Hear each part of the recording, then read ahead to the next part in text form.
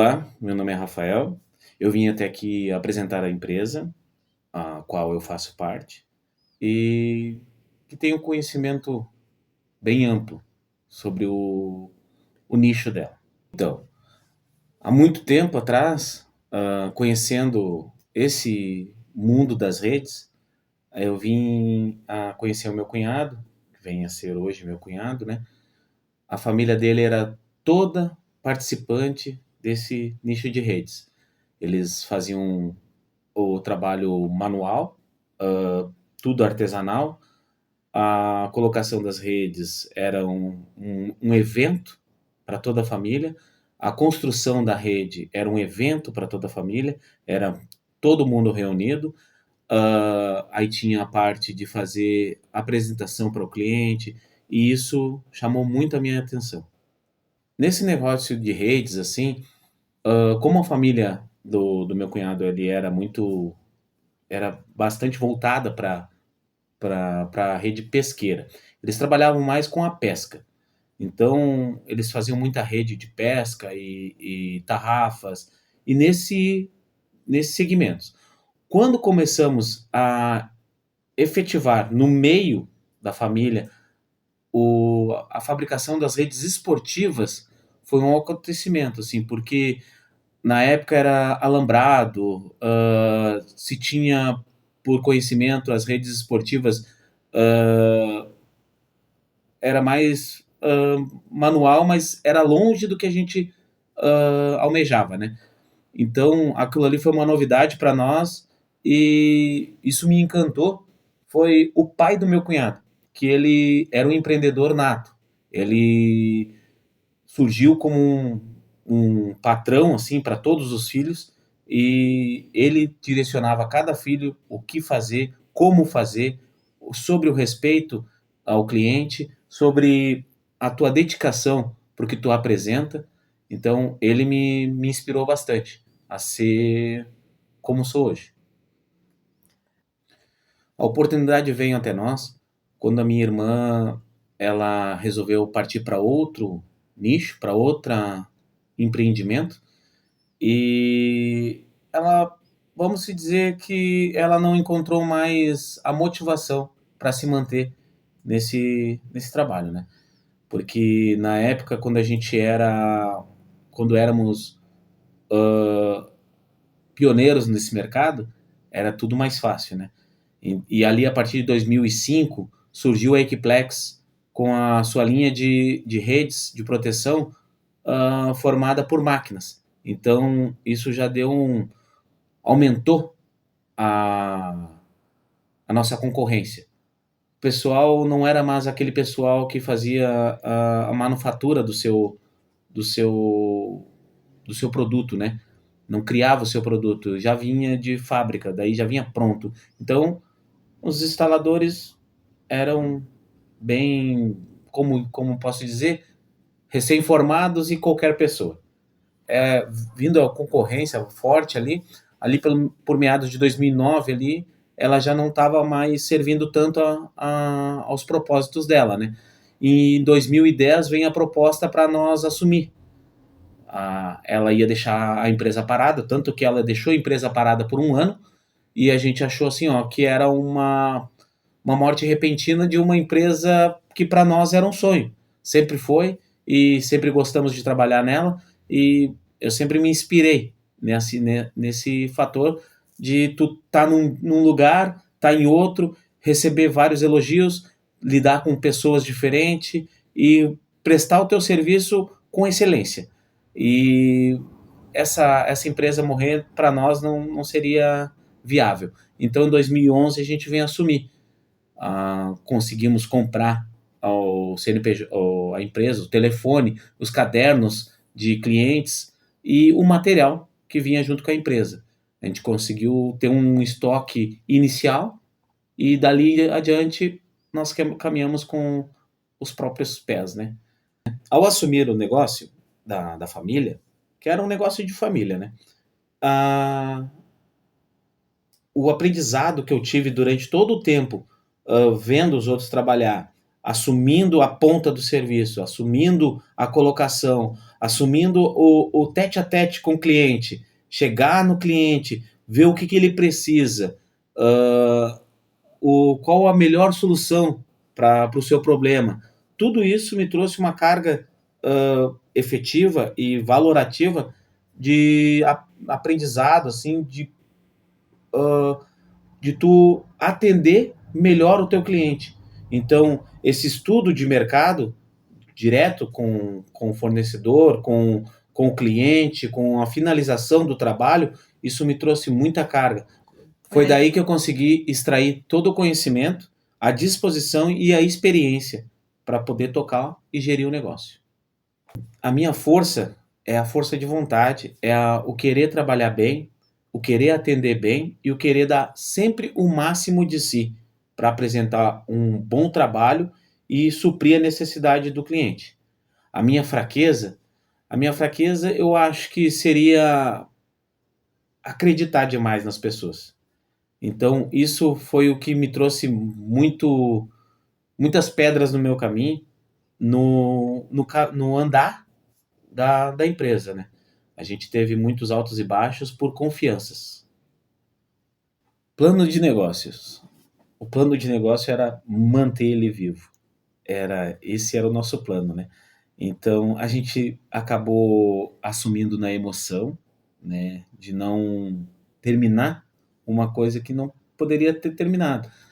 Então, a gente assumiu, eu e a minha esposa, de frente, sozinho, né, porque a gente teve o respaldo bilateral da minha irmã, quando a gente tinha alguma necessidade que ela pudesse suprir, ela se colocou à disposição, né? Mas o mercado era traiçoeiro, era amplo, tinha bastante gente no mercado. A gente foi colocando a nossa cara a tapa, bem ditado popular, né? E assumindo os riscos.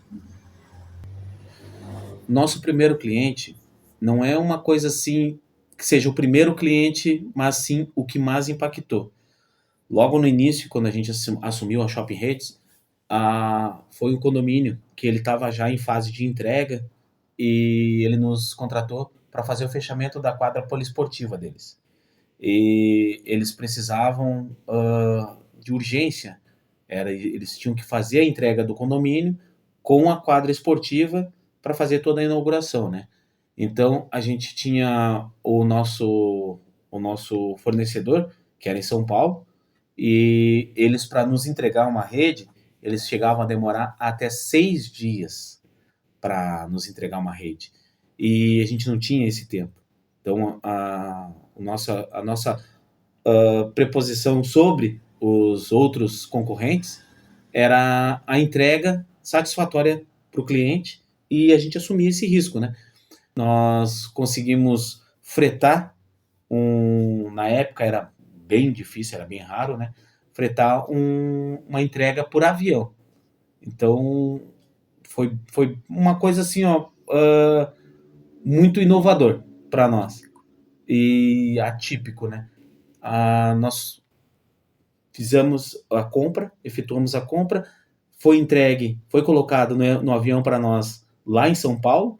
Aí a gente foi até o aeroporto Salgado Filho, retiramos a entrega. Isso tudo levou 12 horas. Foi 12 horas para chegar para nós. E após isso, fizemos a instalação e fizemos a entrega do trabalho com êxito. E até hoje, o Cipriani é um dos nossos clientes, né, na cartilha de clientes exclusivos. Então, um dos momentos críticos pelo que passamos, a gente teve bastante dificuldade, foi de encontrar profissionais do nicho que gostariam de trabalhar com aquilo, que não teriam medo de altura, que se prontificariam em entrar dentro da residência dos clientes com respeito, com devido respeito, né?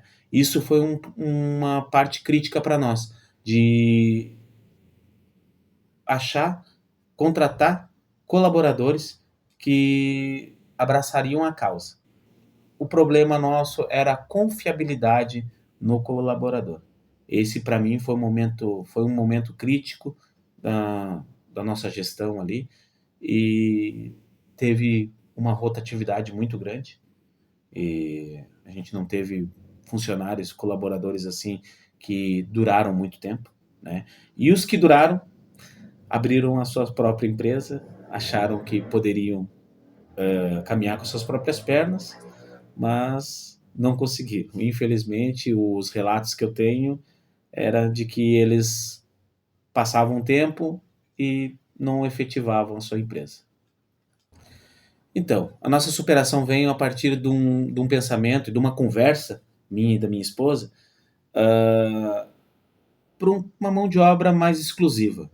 A gente ofereceu o tratamento mais confiável, né? Conseguimos, com certa dificuldade, desligar os nossos colaboradores, né? E resolvemos assumir a parte da colocação, da instalação, nós mesmos. Então, até por vários clientes que a gente tem hoje, nós somos o casal da rede. Então, a gente tinha a confiabilidade, a gente conseguia atender o público num horário diferenciado e aonde eles não tinham esse atendimento especializado, né? Nós dois conseguimos proporcionar isso. A partir desse momento, melhorou. Melhorou porque a empresa cresceu, a empresa tem hoje uma transparência com todos os nossos fornecedores, com todos os nossos clientes e com todas as empresas que a gente consegue prestar o serviço com excelência. O meu momento de maior satisfação na empresa, todos os anos, foi uma instalação que a partir que a gente assumiu a empresa ali, nós, com a confiabilidade que a gente passava para o cliente, eu fui fazer um orçamento, eu me lembro como se fosse hoje. Eu fui fazer um orçamento e eu tinha o produto, tinha as redes, a mala de instalação, todas as coisas na minha moto. E passando para fazer a medição, o orçamento para a moça lá, para a cliente, desculpa, ela solicitou que eu viesse numa terça-feira fazer a instalação. Daí eu, não, moça, mas a gente já tem a rede aqui, os materiais, tudo para fazer a instalação. Você não quer aproveitar e fazer agora? Aí a gente foi conversando, ela passou que ela não tinha o dinheiro, não no momento, mas eu falei para ela, mas quando é que você vai treinar? Mas daí a gente tem o dinheiro na semana que vem. Então, fechou. Semana que vem eu deixo aqui o meu contato, a senhora faz o depósito lá e eu faço a instalação agora. Pode ser? Pode ser. Ela fez a instalação e isso era numa sexta-feira de tarde. Ela fez a instalação, no sábado o nenê dela veio a precisar da rede. Ele estava debruçado sobre o sofá, escorregou na almofada e caiu pela janela. E a rede fez o seu trabalho. A rede segurou a criança que iria cair do 11º andar. Essa foi a minha maior satisfação. O lado positivo em ser empreendedor é tu poder controlar os teus horários. Mas não pense que você vai controlar os seus dias, os seus descansos, os seus a sua vida vai ser controlada pelos seus clientes, pelas suas dívidas e pelos seus fornecedores. Não pense que você sendo um empreendedor, você não vai ter chefe, você não vai ter um chefe, você vai ter vários chefes. Mas tudo isso é compensador no momento que você vê que o que você está oferecendo é um material de excelência, um produto de excelência e um trabalho de excelência. Foi ao que você veio e ao que você se propôs a fazer. Ser empreendedor tem seu lado negativo? Tem.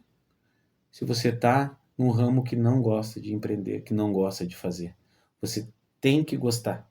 Você não pode estar nisso só pelo fator monetário. Você tem que estar por amor. No empreendedorismo, você tem fases. Você tem a fase de plantar e você tem a fase de colher. Nessa fase, entre essas duas fases, você tem a sua família.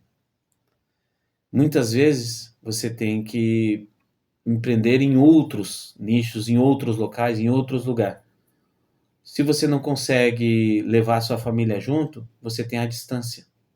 E isso afeta. A distância afeta. Mas graças a Deus, a partir do momento que a gente conseguiu passar para o casal Redes, o casal da Shopping Redes, a gente conseguiu unir a família nessas viagens, nessas colocação fora do estado.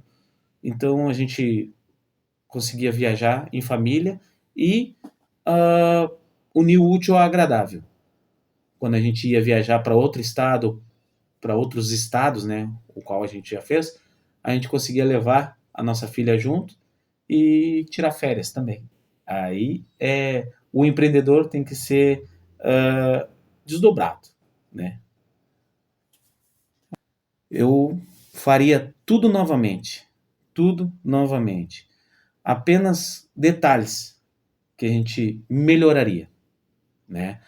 A contratação de profissionais nas áreas que te faltam conhecimento. Isso é de extrema precisão. Você conseguir abrir mão daquilo que você não conhece, daquele que é o desconhecido para você, do que você não tem a tratativa, você contratar profissionais para que possam lhe ajudar a gerir o seu negócio com 100% de aproveitamento.